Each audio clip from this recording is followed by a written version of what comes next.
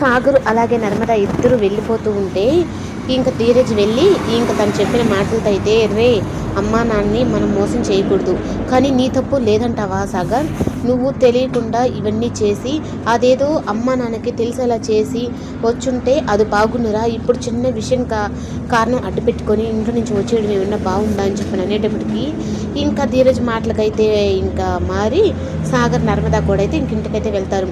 ఇంక వెళ్ళిన తర్వాత ముగ్గురు కొడుకులు అయితే ఎట్టి పరిస్థితుల్లోనూ ఈ ఇంట్లో నుంచి మేము వెళ్ళిపోవమ్మా, ఈ ఇల్లుని వేరు కానివ్వము అని చెప్పని ముగ్గురు కొడుకులు తనకి మాట ఇచ్చేటప్పటికి ఇంకా వేదవతి అయితే చాలా సంతోషపడుతుంది.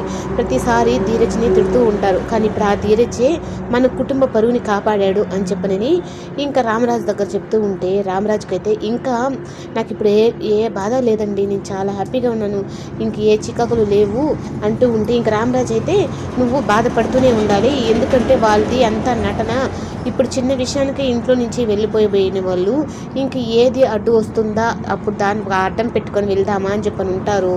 బుజ్జమ్మ నీకు అది అర్థం కావట్లేదు అంటే లేదండి నా కొడుకులు నాకు మాట ఇచ్చారు, నేను వాళ్ళని నమ్ముతాను అని చెప్పి అనేటప్పటికీ ఇంకా తనైతే చాలా ఉప్పొంగిపోతూ ఉంటుంది. నా ముగ్గురు కొడుకులు మాట విన్నారు, నాకు మాట ఇచ్చారు అని చెప్పనని. కానీ రామరాజుకి అయితే మాత్రం సాగర్ మాట్లాడిన ప్రతి ఒక్క మాట తన మైండ్లో కదులుతూనే ఉంటుంది. ఎప్పుడు నోరెత్తి మాట్లాడని రెండో నడిపోడు ఈ విధంగా మాట్లాడాడు అంటే వాళ్ళ ముగ్గురు కూడా ఏదో తేడా ఉంది, అంటే వాళ్ళు నా నుంచి విడిపోయి వాళ్ళ లైఫ్ వాళ్ళకు నచ్చినట్టుగా బతకాలి అని అనుకుంటున్నారు. అటువంటప్పుడు నేనెందుకు వాళ్ళకి అడ్డు చెప్పాలి, ఎవరిష్టం వాళ్ళదే కదా అని చెప్పని రామరాజు కూడా అయితే నిర్ణయం తీసుకుంటాడు. ఇంకా బుజ్జమ్మ అందరూ అయితే సంతోషంగా ఉంటే ఇంకా ప్రేమ అయితే నిద్రపోతూ ఉంటే ఈ పొట్టి పిల్ల నిద్రపోతున్నా కానీ చాలా క్యూట్గా ఉంది, అయినా ఇది ఇలా నిద్రపోతూ ఉంటే మనకు నచ్చదు కదా అని చెప్పని ఇంక స్కెచ్ పెన్ అయితే తీసుకొని ఇంక ప్రేమకైతే మీసాలు పెట్టినట్టుగా అయితే పెడతాడు.